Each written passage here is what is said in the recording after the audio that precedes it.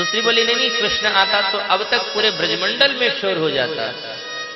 तो कौन आया है इस रथ से? बोले आया होगा अक्रूर। अक्रूर क्यों आया है? बोले अक्रूर अपने मरे हुए स्वामी को श्राद्ध करवाने के लिए हमें लेने के लिए आया है। तो उसका स्वामी तो मर गया, कौन श्राद्ध करवाना है कृष्ण से, और हम उनकी अर्धांगिनियां हैं। हम जब जाएंगे तभी तो उसका श्राद्ध होगा ना, हमें वो लेने के लिए आया है। श्री राधा जी अभी भी किनारे किन बैठ करके रुदन ही कर रही है कृष्ण के वियोग में। एक सखी एक गोपी श्री किशोरी जी को प्रसन्न करने के लिए उनसे बात करती है। प्रिया जी, रात को मैंने एक स्वप्न देखा और स्वप्न में मैंने देखा कि कन्हैया आए हैं। उन्होंने हमसे माखन की मांग करी, हमने नहीं दिया, माखन चुरा करके वो लेके गए। क्या आपने भी कोई स्वप्न देखा है? किशोरी जी की आंखें डबडबा गई। योग पश्यति प्रियम स्वप्ने धन्यास्ते सखियोषिता, लेकिन अस्माकं तो गते कृष्णा गता निद्रापि वैरिणी। सखी तू धन्य है, तेरी नींद धन्य है, तूने स्वप्न में कृष्ण का दर्शन किया, लेकिन मैं, मेरी बात क्या कहूं बेबसी, अपनी नींद आती तो ख्वाब आता, मगर उनकी जुदाई में न नींद आती न ख्वाब आता। यहां जब नींद ही नहीं है तो स्वप्न कहां से आएंगे? तभी एक भौरा गुनगुनाता हुआ आया। भौरे को उद्धव जैसा भ्रमर गीत की चर्चा करेंगे। उद्धव आए थे ज्ञान देने के लिए, कृष्ण का दर्शन हर जगह करो, और ये गोपियां तो सब में दर्शन करिए। भौरे में भी कृष्ण को दर्शन किए। मधुप के तब बंधो मां स्पर्श, हर जगह परमात्मा का दर्शन करती हैं। उद्धव जी ने समझाने की चेष्टा करी तो गोपियों ने इतना ही कह दिया, ऊधो मन न भय 10-20। तेरे ज्ञान की बात सुनती हम, लेकिन एक मन तो कृष्ण से लगा हुआ है और वहां से हटा नहीं है। अब ज्ञान सुने तो कौन सा मन सुने, किसको ग्रहण करे? हे कहूं तो गयो श्याम संग को आराधे। तू नहीं समझेगा उद्धव, प्रेम की बात ज्ञानी का समझ पाएगा। ये तो प्रेम की बात है उद्धव, बंदगी तेरे बस की नहीं है। ये तो प्रेम की बात है उद्धव, बंदगी तेरे बस की नहीं है। यहाँ सर दे के होते हैं सौदे, आशिकी इतनी सस्ती नहीं है। यहाँ दर्द के होते हैं सौदे, आशिकी इतनी सस्ती नहीं है। ये तो प्रेम की बात है प्रेम वालों ने कब वक्त पूछा, वंश पूजा में सुन ले उद्धव। प्रेम वालों ने कब वक्त पूछा, उनकी पूजा में सुन ले उद्धव। यहाँ घर घर में होती है पूजा, यहाँ पर घर में होती है पूजा। सर झुकाने की फुर्सत नहीं है। ये तो प्रेम की बात है उद्धव, बंदगी तेरे बस की नहीं है। ये तो प्रेम की बात है उद्धव।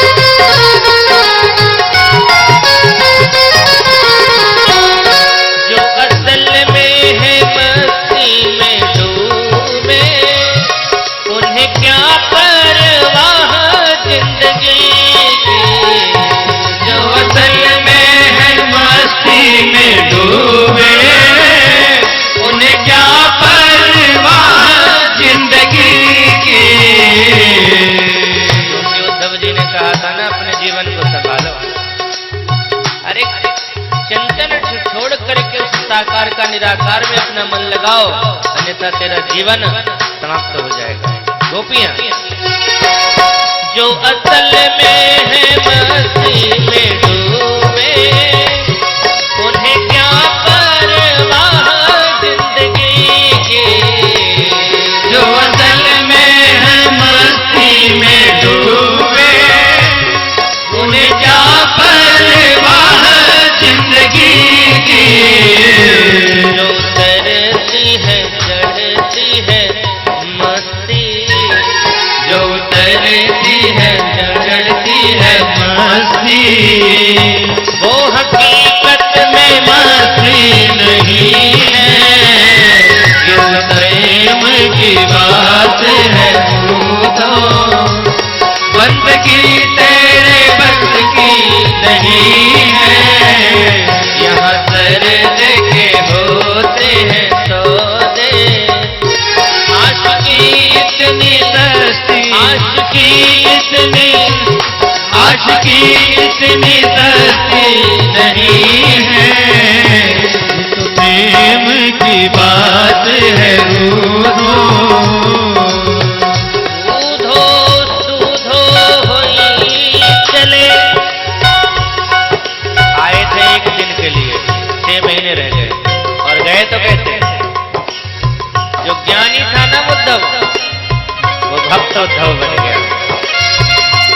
ऊधो सूधो होई चले, सुनी गोपियन के बोल, ज्ञान बजाई डुगडुगी तो प्रेम बजायो ढोल। वहां जाकर के निवेदन किया, कैसे रहते हो उसके बिना, कोई तुमसे इतना प्यार करता और तुम अलग हो।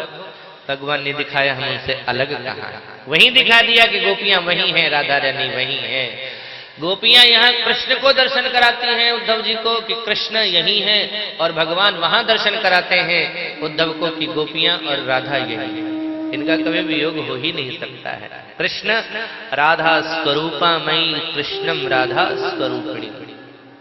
राधा कृष्ण स्वरूप है, कृष्ण राधा स्वरूप है। जरासंध का आक्रमण 17 बार हुआ, अंत में भगवान मथुरा को त्याग करके चले जाते हैं द्वारिका, और द्वारिकाधीश के रूप में विख्यात होते हैं। और वहीं पर अपने से बहुत बड़ी उम्र की कन्या, दाऊ भैया ने सती की एक कन्या थी रेवती, उसके साथ विवाह किया, बहुत बड़ी उम्र की थी। अब बोलो ये द्वापर के, वो त्रेता, वो सतयुग की, कितनी बड़ी रही होगी। उसके साथ विवाह कर लिया, और भगवान भी रुक्मिणी के साथ विवाह कर लिया।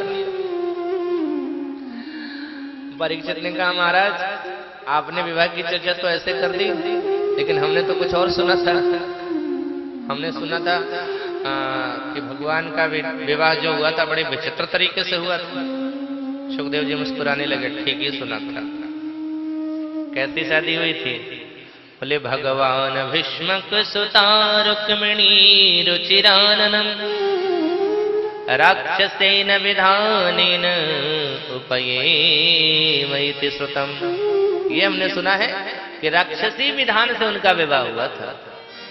राक्षसी विधान मतलब क्या? लड़की की शादी कहीं और तय हो गई, लड़की की बारात भी आ जावे शादी के लिए, लेकिन लड़की किसी और से प्यार करती हो, और लड़की हो जावे फरार और उसके साथ शादी हो जावे, यह है राक्षसी विधान। वर कन्या का विवाह मंत्रोच्चारण के बीच में हो गए, पूरे परिवार समाज के साथ हो गई, ब्रह्म विवाह। वर कन्या एक दूसरे को पसंद करते हैं, परिवार और मंत्र से कोई जरूरत नहीं है। भगवान को साक्षी मान करके विवाह कर लिया, ये गंधर्व विवाह है। और वही शादी तय हुई किसी और से, लड़की प्यार करती है किसी और से और उसके साथ भाग जाती है, तो विवाह इनका ऐसे ही हुआ। रुक्मिणी के 4-5 भाई, रुक्मण, रुक्मांगद, रुक्मबाहु, रुक्मरथ और रुक्मचित्र, रुक्मकेतु। इनकी भीष्मक जी महाराज लक्ष्मी की उपासना करते थे और यज्ञ किया और यज्ञ से ही लक्ष्मी के रूप यज्ञ में ही लक्ष्मी प्रकट हो गई और वरदान दिया, मैं ही पुत्री बनकर के आऊंगी। तो वही यज्ञ में से रुक्मिणी का अवतार हुआ। ये रुक्मिणी अयोनिजा है, यज्ञ कुंड से प्रकट हुई, धीरे धीरे बढ़ी। नारद जी आते थे, नारद जी ने भगवान द्वारकाधीश की चर्चा सुनाई। द्वारकाधीश की चर्चा सुन करके इन्होंने मन ही मन मान लिया कि विवाह करूंगी तो इसी के साथ करूंगी। उधर रुक्मिणी के भाई रुक्मण ने अपनी बहन रुक्मिणी का विवाह शिशुपाल नरेश, शिशुपाल जो दमघोष पुत्र चंदेरी नरेश, छेदी नरेश, वहां उस समय छेदी था, आज वही छेदी हो गया है चंदेरी, जहां से भी लोग आए हुए, चंदेरी से भी लोग आए हुए। तो जो शिशुपाल की राजधानी थी ना छेदी, आज वहां की साड़ियां बड़ी प्रसिद्ध है, चंदेरी से चलकर। तो उसके साथ विवाह तय किया और शिशुपाल था जरासंध का मित्र, तो अपने विवाह में उसने जरासंध को भी बुलाया। अब जब पता चला रुक्मिणी को कि मेरे भाई ने मेरा विवाह शिशुपाल के साथ कर दिया, लेकिन मैं तो चाहती हूं गोपाल को, अब मेरा भाई मेरा विवाह करवा रहा है शिशुपाल के साथ। रोती गई अपनी भाभी के पास, मैं विवाह नहीं करूंगी, विवाह करूंगी तो गोपाल से करूंगी, कृष्ण से करूंगी, द्वारकाधीश से करूंगी, अन्यथा मैं विवाह नहीं करूंगी।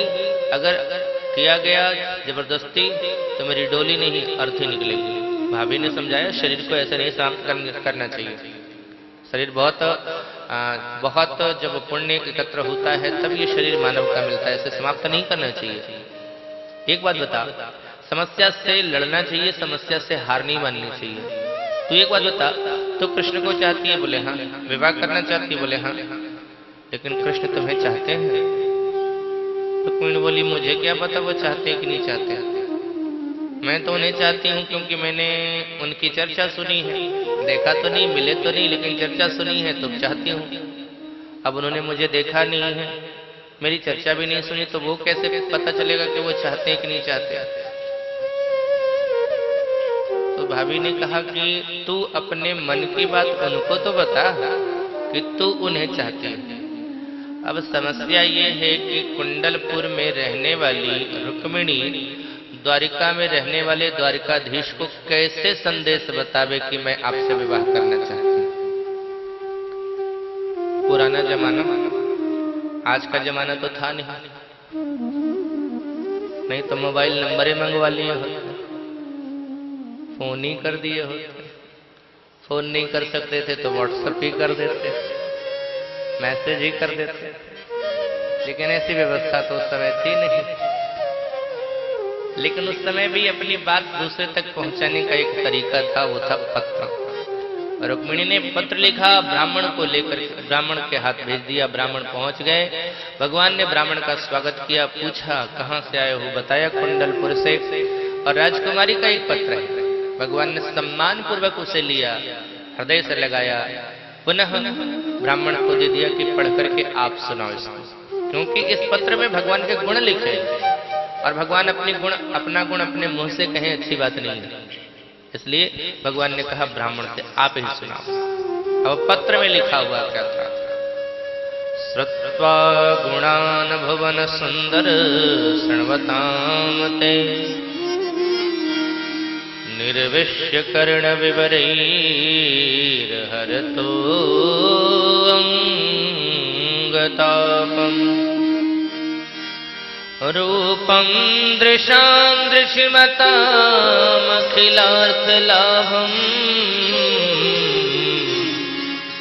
पच्युता विंशति चित्रमं पस्त्रपं ते।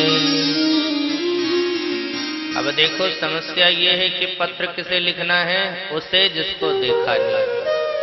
तो सबसे पहली बात संबोधन क्या किया जाए, क्या कह के संबोधित करें?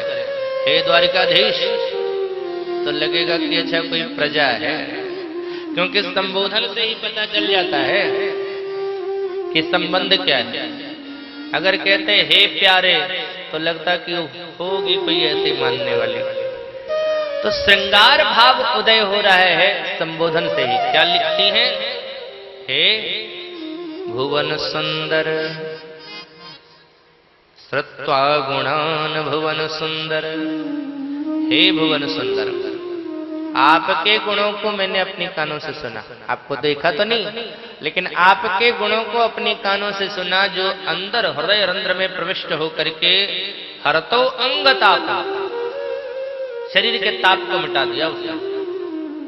लेकिन अब आपके गुणों को सुनने के बाद ये आंखें व्याकुल हो गई, ये श्रवण तो थोड़े, इनको सुख मिला है, तृप्ति तो नहीं हुई, लेकिन अब ये नेत्र व्याकुल हो गए। इसलिए रूपम दृशाम दृश्यमताम अखिलार्थ लाभम, जीवन का सबसे बड़ा लाभ क्या है? सुदामा जी महाराज भी कहते हैं अयम ही परमो लाभो उत्तम श्लोक दर्शनम। तो आपके दर्शन की उत्कंठा जग गई है। कथा सुनने के बाद यही होना चाहिए, कथा सुनो तो भगवान के दर्शन की उत्कंठा जगे। ये आँखियां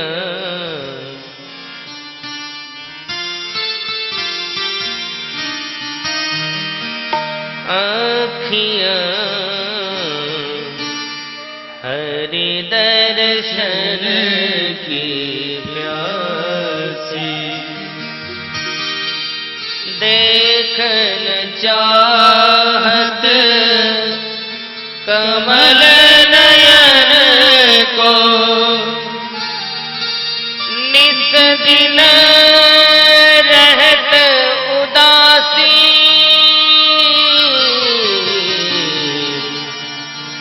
हरि दर्शन के प्यासी।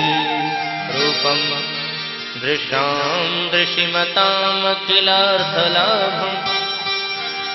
इसलिए आपको पत्र लिखा। मेरा विवाह, मैं कुंडलपुर नरेश भगवान भीष्मक की पुत्री हूं। मेरा विवाह मेरे भाई रुक्मण ने शिशुपाल के साथ नियुक्त किया, लेकिन मैं चाहती हूं आपको विवाह करना चाहती हूं आपसे। फिर प्रश्न भी लिख देती हैं। आपको लगता होगा कि ये कैसी लड़की है, मिली भी नहीं, देखी भी नहीं और सीधे शादी तक पहुंच गई। तो फिर उत्तर भी देती है, सरकार समानशीला हूं।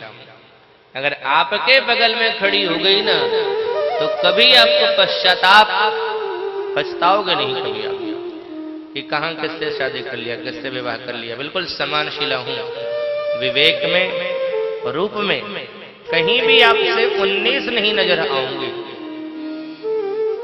शेर का भाग कोई गीदड़ ले जावे ये अच्छा नहीं लगता।